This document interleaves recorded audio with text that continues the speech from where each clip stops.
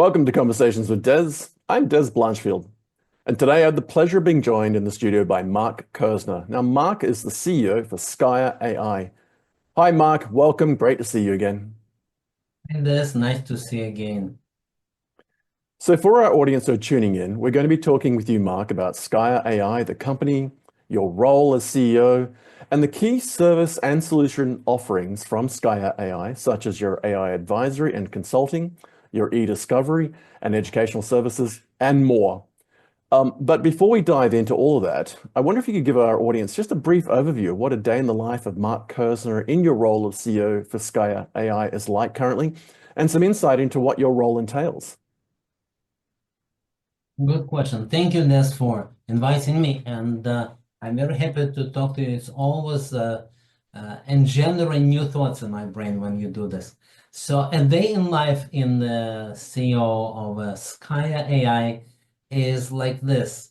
I need to concentrate on myself in the very beginning of the day, and then I come across lots of clients, and all of them gladden my heart because now is exactly the time to do it. So many people in need of AI, and not that they know even that they need of AI. No, it's that they are in need, but they cannot even formulate that. So that's where I come in, I educate them, I suggest what they should do next. I teach them, I fight those people who are against AI, but it's usually a very friendly fight. Is that good enough? It's perfect. Yes. I imagine that, when I think about a normal CEO role, it's often operational. But when I think about what you do, it's very strategic. It's an advisory thing. It's consulting, getting people up to speed with the concepts, educating them on the value proposition, and then actually helping them through that process and getting started with proof of concepts and some trials and so forth, which we'll talk about in a moment. So I've got a number of key topics I'd like to run through for our audience today to get to know you, your company, and a bunch of things that you do. So let's just dive straight into today's topics. So firstly, I thought we would talk about just maybe a high-level introduction to Scaia AI, the company. Mark, we both know there's a massive amount of demand and investment being made in artificial intelligence in various forms by businesses and organizations in every single industry across every market sector all around the world. So your company is perfectly placed to help folk solve their AI needs.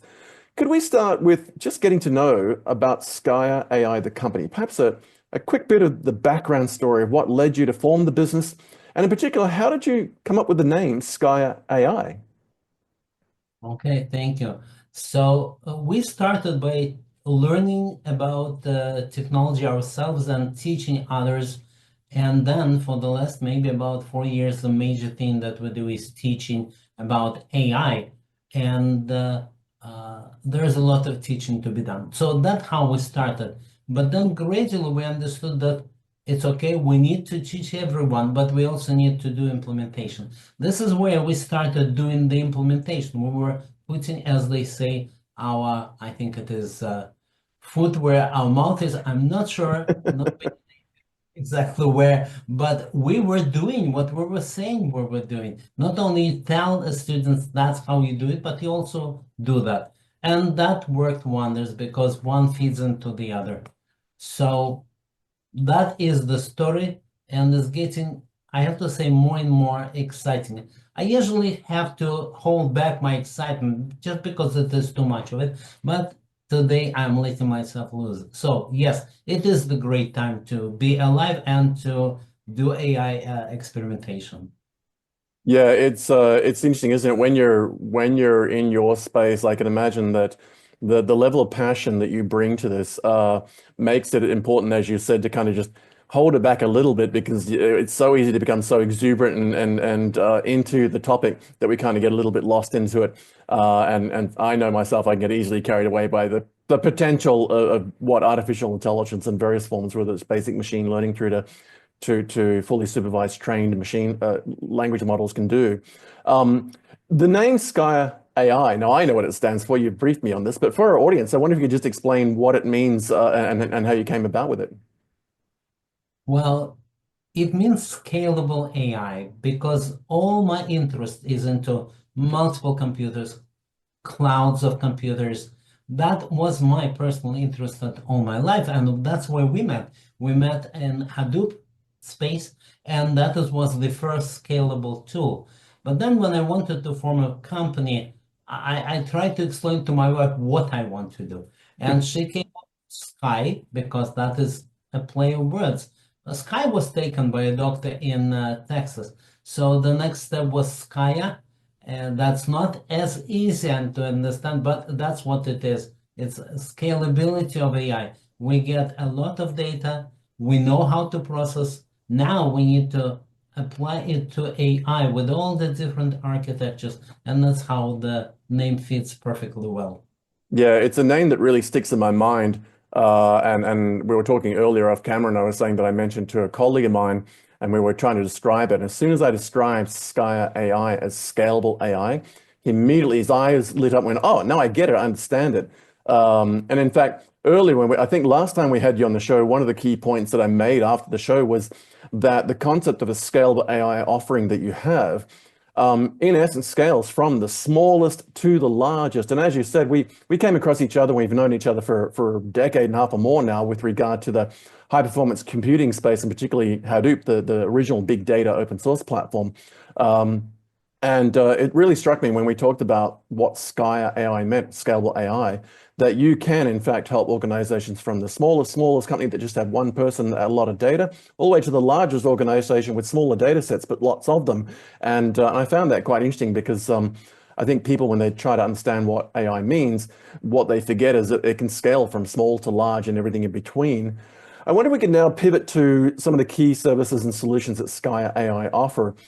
When we visit your website, Mark, it's very clear that you offer a very broad range of AI-related business and technology services and solutions, and all of which, by the way, we invite the audience here today and those who watch it in the future on demand to go and do just that. Visit your website. We'll have the link below. We'll describe it in a moment. To visit your website, learn more about your general AI offerings and the particular services we'll talk about today at Scaia AI. That's SCAI.ai. I'd like to talk about three in particular, if that's okay, Mark. Three of your core offerings in particular with regard to your AI consulting and advisory services, your e-discovery solution, and then I'd like to follow that with your overall training, education, certification offerings. Let's start with the AI consulting and advisory, because I think that's where probably your initial conversations will start with a lot of the context from today's discussion and beyond, where people just want a little advice around what AI is and where it can help them, and then some early consulting to talk about kind of where they can fit in their business and where they can leverage it and benefit from it. Could you maybe just give us a brief outline of what your overall AI consulting and advisory offers and what it entails? Absolutely. So first of all, I crystallized it in my mind exactly talking to you. You mentioned that you made surveys, and so many big companies don't even have an AI strategy. And I was already doing it. We have multiple offerings this way, and I realized that that is exactly what people need. Okay, that's what they need. They need to have an idea of where are we going with AI? Do we have a strategy? And some people need more help, some people need less help, but definitely we need to decide what do we do with AI. That works wonders because when the people come to me with, oh, we need a course in AI and something else. First, I ask them, do you have an idea of what's your strategy? What are you trying to accomplish with AI? Now that everybody gets, then we can work on that, and then we can continue, and everything falls into place. Now we know what kind of course they need. That is the first example, but as Des, you will probably Mhm. mention that we also do implementations and educational courses. Yeah, we'll come back to this in a moment, if that's okay. You touched on a couple of very key points I'd like to just circle back to, if it's okay, Mark. You're absolutely right. We've had a number of conversations offline between the various opportunities I've had to interview you like today. And as you highlighted, the number one thing, that one of the biggest challenges that organizations from board level down tell us regularly as they do you, is, and it comes back to that thing that we all know, which is the failure to plan is a plan to fail. And I know it sounds very corny, but when boards sit, whether it's quarterly, 6 monthly, annually, and they start asking the CEO and the supporting executive team, what are we doing with regard to AI? Where is it in our organization? Are we ahead of the curve and are we leading our AI strategy? or is AI leading us, which means that we aren't necessarily in control of it? Invariably, 99% of people telling us confidentially, without naming names, that no, we don't have an AI strategy. We don't have an actual document that says this is our strategic direction towards approaching and leveraging AI. Therefore, they don't have an underpinning roadmap. They don't have a plan supporting it. And as you said, they don't then have training, education, and the relevant certification that comes from that. So I think it's so important that organizations, particularly people tuning in here and are part of this conversation, are aware that you can help them in that very, very early part of that advisory element of what does AI bring, where can you leverage it, what business benefit can it offer, where can it help with regard to your staff, your operations, your customers, providing a better customer experience, and then also the consulting that underpins that. You know, even if the first piece of work is just a piece of advisory consulting around getting a strategy in place, so that when you go to your intranet or your extranet, your partners, you can actually see the AI strategy clearly spelt out. Because I think it's so important for staff and your business partners to be able to see, oh, this is your AI strategy. Do we fit into that? Are we an outsider? Are we doing something unusual? I was very keen to also discuss your e-discovery offering. I know this is something that every CEO we speak with and everyone we work with and their teams in general, they constantly tell us that they face challenges both inside their organizations as well as externally, be it projects, acquisitions and mergers, or simply just basic contract and project engagements. And I know you noted earlier when we were offline, and I made a note just to table this, that your e-discovery can also act as an initial proof of concept as a platform for almost any AI initiative or application. So let's just start with a high-level outline of what does your e-discovery offering include, Mark? That's a brilliant observation. Yes, e-discovery is a personal big interest of mine. And just to be current on what it is, I even got an online law degree so that I can talk to the lawyers who use it. But Right. my main interest was in, first of all, scalable processing, and now it is scalable AI as applied to this. And that is my third project. Actually, I have done two before and they went big. So I still feel there is a great need for more or less customized e-discovery projects, and that's what we do. But in addition, that same bunch of code starts as a proof of concept for any process the data and the reason about this. That is essentially what AI does. So we start with the code that is even open source, but then there are lots of little details. They say devil is in the details, where you get a proof of concept that what you are saying makes sense, and you can get it, I don't know, 2 weeks, 4 weeks at most. Yeah, that's an important note. In fact, just to come back to that, you've highlighted some really great things there. And when any organization's going through any form of AI initiative, one of the first things they need to start looking at is, have they got a data catalog? Have they done any sort of data asset discovery and mapping? Do they understand the data they've got? Have they validated it?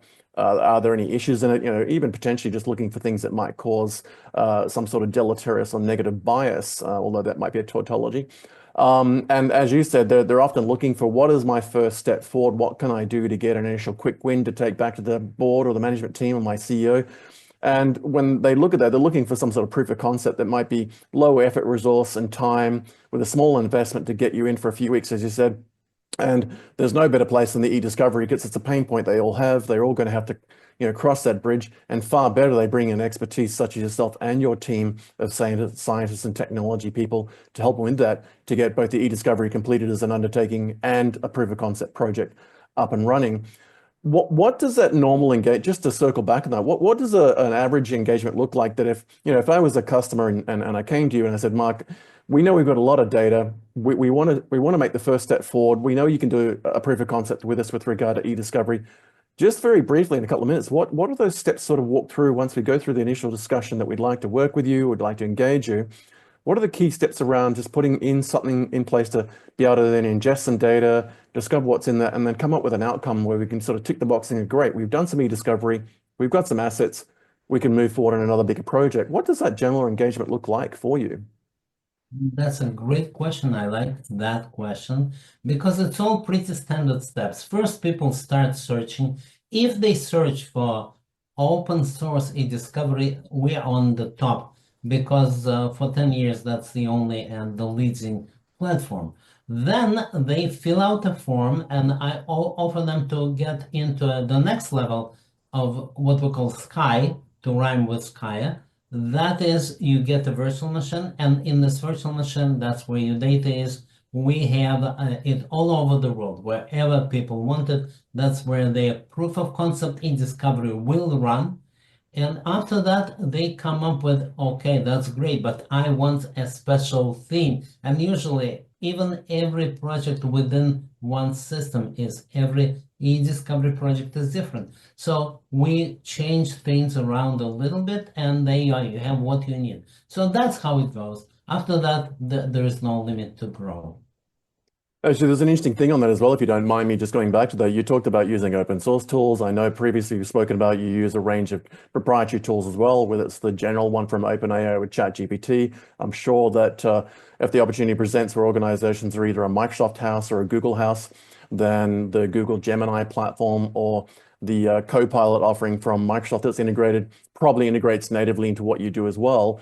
But I do like the idea that you can bring an open source capability to that for a range of reasons, particularly for technologies who have developers who might want to see some of the code, because there is often, as I'm sure you'll agree, a number of concerns around kind of this black box thing of like, well, we've got AI, it's a black box, we don't quite know what's inside there, can we trust it?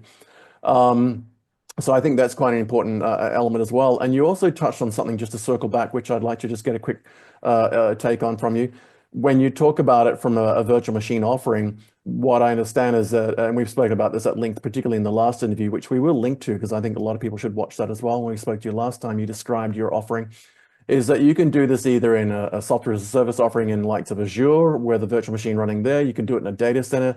Maybe someone has a large transport, logistics, or aviation company that has a third-party service delivery company managing infrastructure like a data center that isn't necessarily in the hyperscalers, but it's in a large data center, it's outsourced. Or you can do it on-prem in their own computer room or potentially even a small laptop, I imagine. That to me, and I'd like to get your thoughts on this, that to me answers a number of key questions around the data locality, the data governance, the control of the data, the ability to say, well, we want our data to stay within our own firewalls if we want our own computer room or our data center, our own third-party hosted environment we know we've already certified, or if it's in somewhere that's in essentially a public cloud like an Azure, that can then comply with the likes of GDPR if it's in EU, or if it's in America, it might be in the health space and have something like HIPAA that's specific to the health industry. Or in Australia, it might comply to IRAP, which means that government agencies at state and federal level can run it. I imagine that's a really big win opportunity for you, a key differentiator that you can not only offer this AI consulting and advisory and a proof of concept through e-discovery, but that you can actually do it where the customer requires and desires, whether they want it on a hyperscaler like Azure from Microsoft, or in their third-party data centers that they've outsourced to, or their own on-prem or even their own hardware, the laptops. Surely that's a massive win for you and a key point of differentiation. Yes, absolutely. And it's easy to say I want my data private and secure, but when you go a little bit deeper, some people are okay if it is on their machine, but you reach out for compute capacity in a cloud, and they don't care that it ends up temporarily in the cloud. Some people are not. So we give them a choice of every model that runs, and every requirement of does it have to be completely local and the model knows nothing about what it does, or quite open and you're even using ChatGPT. So with this software that we run, we can offer all the gamut of possibilities. Yes. Yeah. And then people sometimes say, well, but wait a second, you told me it runs in Windows. And yes, indeed, it runs in Windows. In fact, it runs unexpectedly. They put the software in unusual places and it still runs over there. So that makes my heart very glad. Yeah, it's so important to be able to do that. I know most of the solutions we're seeing now, when you think about the sort of the classic OpenAI offering with ChatGPT, it reminds me of Office 365. You can only run it in their space, on their platform with their interface. And yes, you can API access to it. And we've seen tens of thousands of people offer some sort of weird things like rewrite your CV with my interface, but it's the web interface talking to the open API to OpenAI's ChatGPT. It's still in the cloud, it's still somewhere else, and all the data is going there. Yeah, I think our audience is going to respond very, very positive to the idea that, as you said, it can run on anything, it can run anywhere. And as you said, you can technically cloud burst, as we say, with regard to once you get it configured and working, that you can scale it in somewhere that can get a lot of compute. And that then brings us back to, do you want it to work within a fixed budget, in which case it might need to run on a smaller environment and run slowly because there's a cost constraint, or you want it quickly because there's a business benefit to be gained to get to the market earlier, to get to a business benefit earlier and scale it in the cloud and pay for a higher fee. The other thing that underpins all of this, and I think this is really, really critical, and again, you've been doing this for decades and decades. You're a practitioner, you're an educator. I love the fact that for our audience, you touched on the fact that you wanted to talk to the legal fraternity, so you went and did a law degree. I mean, that just speaks volumes to me. It's kind of the classic techie approach. I need to understand the language of my audience. I'll go do a law degree. Mark, we both know there is a huge demand for learning services, in particular as organizations are under more and more pressure to get their staff trained up, to get them educated, and particularly certified. Formal certification, so critical, and we'll come into that. With the appropriate skills and certifications underpinning those skills and experience in training and education, to be ready, willing, and able to adopt and leverage all things with regard to AI, and to do so successfully. I wonder if you could maybe just start us off by telling us a little bit about your overall training, education, and certification offering and what it currently offers, and we can sort of delve into a bit more of the detail after that. I'll be happy to. So number one that I want to say right away, with AI, life is easier. It's not harder. It's easier. A little education, like a little light, sheds more understanding. So we started by teaching machine learning like everybody does. But after a while, we spoke to our students and they said, we heard that AI can do magic. What you taught me is regular, everyday predict my home price. So could you add that? And after we got an approval, we added the magic that they asked for. For example, oh, we want to make a report for our management. Can AI do this? That's much fun, much more fun, because AI can indeed do this. So we packaged a group of labs that answers exactly what a large company, what an organization that's under multiple regulations, what it can do, and what kind of magic will allow them to have an easier life. And that became a very popular course. So that is what we do. We bring magic into people's life. And the way I do it is this. Since the time I started doing teaching AI, that's about 2.5 years ago, I run the weekly webinar. And at that webinar, I tell about all the technical news that happened previous week. Well, that's about 2 courses of new technical innovation, a real honest innovation in every 2 weeks. So I have about 80 to 100 different new courses, and one of them or 2 of them will be exactly the answer to the customer need. So all you really need to do is offer them the right answer from the sea of knowledge. That is how life became easier and more productive for everyone. I like that. I would love to see you on the back of your business cards, because business cards are coming back now. Everyone went away from having physical printed business cards, but I go to events now and everyone's back to trading business cards, which I love because I collect them. But I would love you to put something along the lines of, we introduce the magic back into AI on the back of your business card, because that's a great line.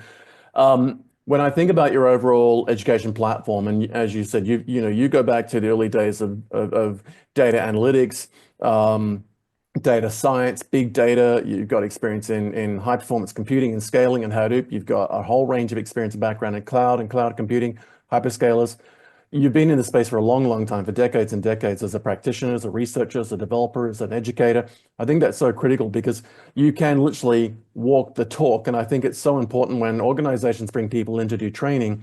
If they're just presenting from PowerPoints and they don't understand what they're actually saying, often they'll get the context wrong, then people will learn the wrong thing and they go away and then they really don't understand it. I can imagine, and tell me if I'm wrong here, but is it the case that when people come into an education experience with you, that you get the feedback that they actually realize that you are a hands-on keyboard practitioner, that you actually walk the talk, you are developing the code, you're building the systems, you wrote the training and education course, and then you're signing the certificates at the end.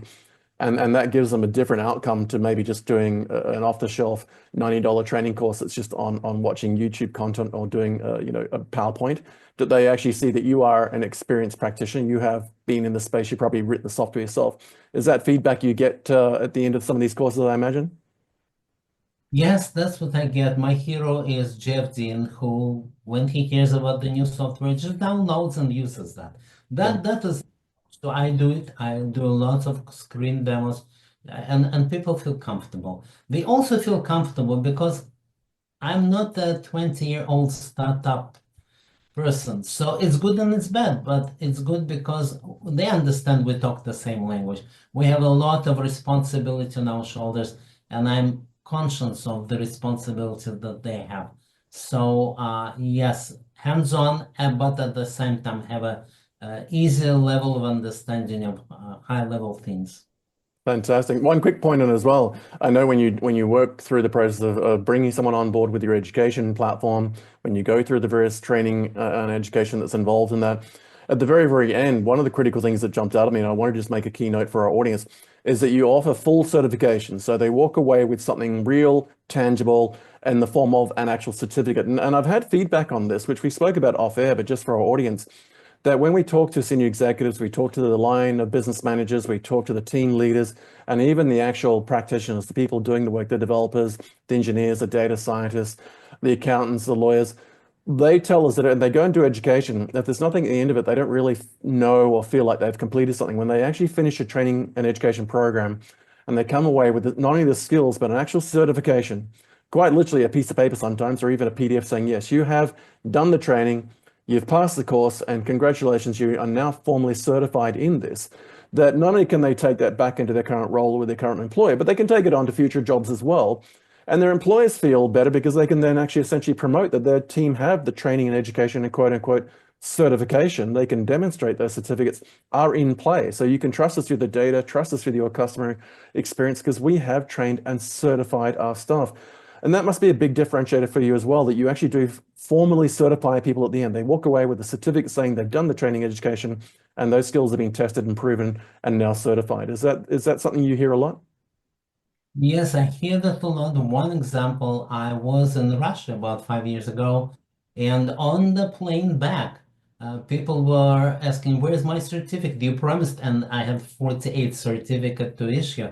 But that was very well received, so we started our certification even before, but that was a big confirmation then, and that is a win-win. Fantastic. Well, for our audience's sake, I'm actually going to put myself through many of your courses because I'm interested in getting those certificates myself, despite 38 years in this space of experience. Mark, last time we had you on the show, and I'm very keen to talk about either an existing or an example customer reference story. One in particular really jumped out. We talked about the legal fraternity and a law firm and the particular solution you had with document discovery and a range of things around that, finding issues, risks, and even potentially bias in some of those documents and data. And then fast reference. I think you made some comment along the lines, and correct me if I'm wrong, where you could have a million lawyers in a room reading documents and they may still miss something or they may not remember it, make notes, but you can have one lawyer in a room reading a million documents with an AI tool that will not miss the salient points and you can all search for it and you don't end up with some of those things falling through the cracks.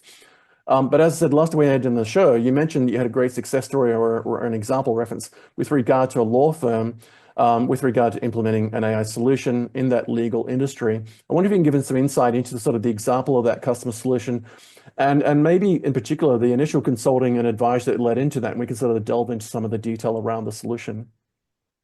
I'll be happy to. So, I'm working on this right now. That's a very exciting project. Why? Because AI makes it very easy. So imagine you have all those thousands of documents that lawyers need to read, but also imagine that these are controlled documents. That means you cannot really copy or email them to anybody. They are within the, let's say, FBI, or let's say within the criminal system. So AI comes and processes through that, understands all these documents, and gives you a spreadsheet with all the details. So you look at all your previous solutions, they never worked, they always bothered you, they always broke, they were fragile, and now suddenly AI, that magic which I mentioned, comes and saves your life.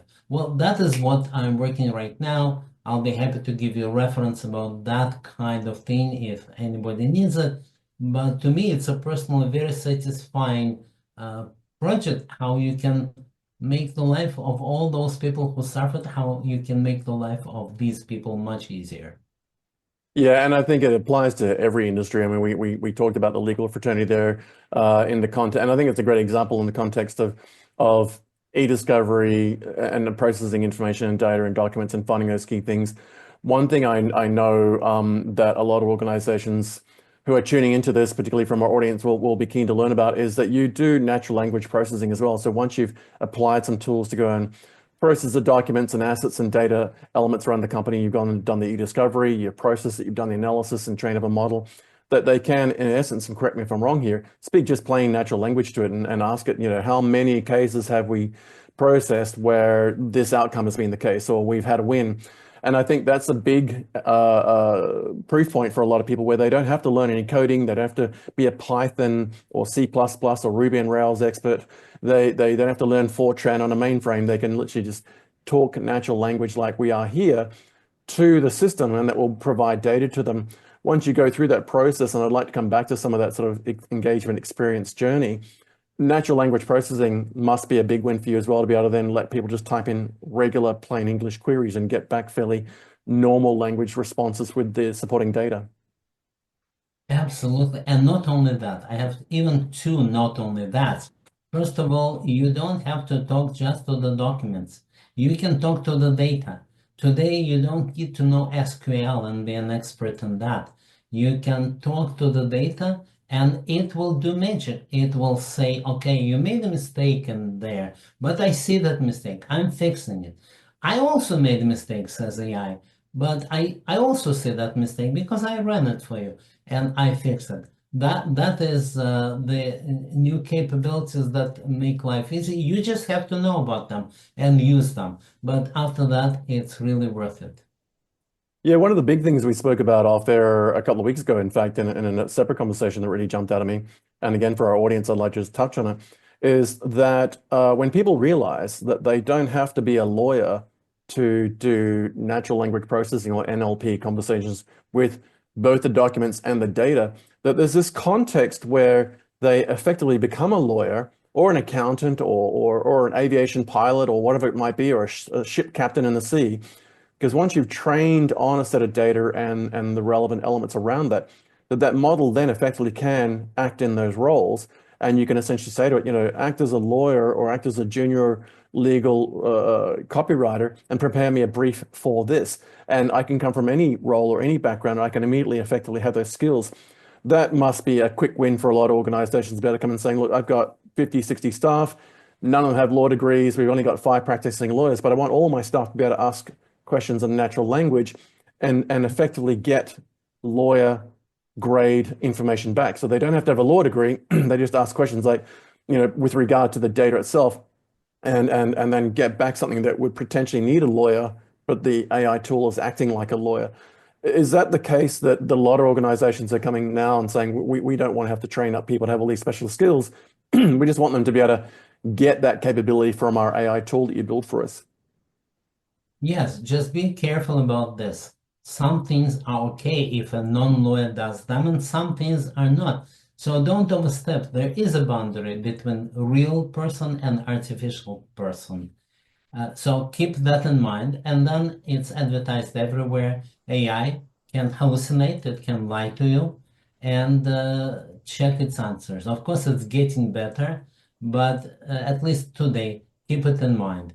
But with that, you empower a lot of your employees to do much more sophisticated things. For example, I needed a contract just a week ago, and my lawyer just wasn't coming back to me. So I said, okay, AI, just act as a lawyer. Don't, you are not giving me a legal advice. I just want that form. He gave me a form. I checked that form. Looks okay. So let's sign it, and it worked. And I didn't have to bother my lawyer. Yes, that happens all the time, all over the world. Yeah, more than ever, I think that's one of the biggest game changers where we can delve into a tool, particularly one that you've implemented or helped them build, or leveraging external tools to get that capability to make life better, as you said, to bring that magic, to speed things up and reduce the cost and risk and time taken to get something done. But as you very, very correctly and appropriately said, and I think it applies to everything, but certainly with artificial intelligence, is check your homework, peer review it. It reminds me of sort of getting friends and associates to read my essays before I submitted them to my English teacher at university or high school to make sure they hadn't made a simple mistake. And I think, with any tool, I think there's a lot of trust given to AI by default because we don't know better. But I would never submit a pricing spreadsheet. I wouldn't submit a contract, as you said, to somebody without getting a human to check it, just in case something has gone sideways. And we all know that there's this coinage hallucination, which has been created by the media to describe errors that AI makes. I think there's a negative connotation to that, unfortunately, where people think that AI is failing, when in actual fact, it's just working with the data it's been trained. And we need to then have that oversight to make sure that if it said something that isn't necessarily appropriate, not necessarily wrong, that we can then correct that and adjust it and then submit our final homework. And I think you've touched on a very important point there, that if you implement a solution, it's not that you can't trust the solution, it's just be careful with everything. You wouldn't trust a loaded gun unless you knew the safety was on, and you wouldn't get in the car unless you knew it was out of gear or the engine wasn't started. And I think that's a very important thing for our audience to note, that as you highlighted, you will always ensure that you train people and make them aware that they should always check the homework, check the findings. Walk us, with all of that in mind, I wonder if you could just give us a very, very brief sort of 1 or 2 minute walk through of kind of, the typical customer engagement with some of these examples. When you think about the initial contact through the early consulting and some of the advisory, the design and development, some of the trials and proof of concepts that we sort of talked about, getting to a final working solution and the implementation and the deployment, and even potentially handing it over to the customer to run on a day-to-day basis with ongoing support and maintenance and development from you and your team. With any of the sort of, usual customer support, operational backend, the maintenance and upgrades, training, education, certification. If you were to summarize what a typical client journey might look like and what the key steps involved would be, just so our audience knows what to kind of expect when they reach out and have a conversation with you, and then they can then take it back to the team and say, this is what we can kind of imagine. What at high level would a typical engagement look like with you and your team when someone comes with a particular problem, regardless of what industry they're in, where they're in the world, that you would walk them through that customer journey and customer engagement experience like be, Mark? That's a great question. Think of it as a travel in a train. So some people get in at a certain station and some get out at a certain station. So not everyone goes the full route. You may come with a question about, I have a need for the training. We may take you one station back and say that, what is your overall strategy? And then we'll continue and we'll give the training.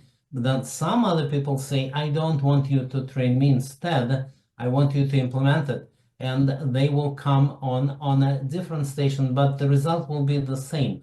It's really, I give its due to the creators of AGI, to the creators of AI. But I think that today, the real life, the real day-to-day life is an implementation of AI. And that's what we're doing. We are helping formulate what you want to implement, helping you learn what you need to do, and then helping to implement the overall strategy and do specific projects if you need that. Fantastic. I love that analogy of a train ride. It's perfect. I think I need to do a blog about this conversation with regard to that context.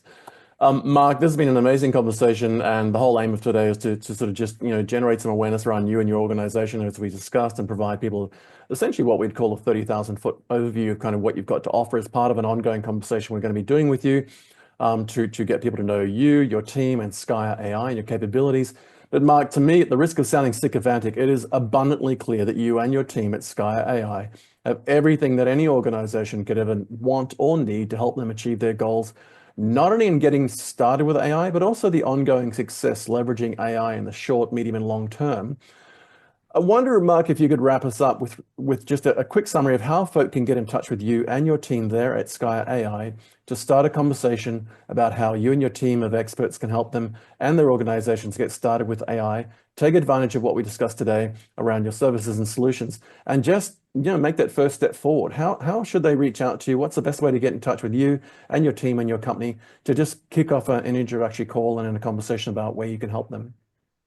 Yes, this it's a great time and it's a great need that we're helping people do. So they can come to our website, it is Scaia.ai. They can fill out any form there. They can write to info@Scaia.ai. That will work. They can even call on the phone, even though I think it's smarter today to start with an electronic. And they can also come to my webinar, which is every Friday. They can get in touch on LinkedIn, and they can do any other electronic means of communication. We answer all questions. I like that. Actually, that's another punchline that needs to be on the back of your business card. We answer all questions. Well, Mark, thank you so much for your time. Just to summarize that, folks, we will have details wherever you see this video, whether it's on a digital and social post, whether it's on a video platform or any other video streaming platform where you've got it on demand. We do invite everybody who has tuned into this either live or in real time or on demand. Go to Scaia's website at scaia.ai. That's SCAIA.ai. We'll have the link in the show description, etc. Reach out via their website. There's a contact form there. I've actually tested it myself and it works immediately.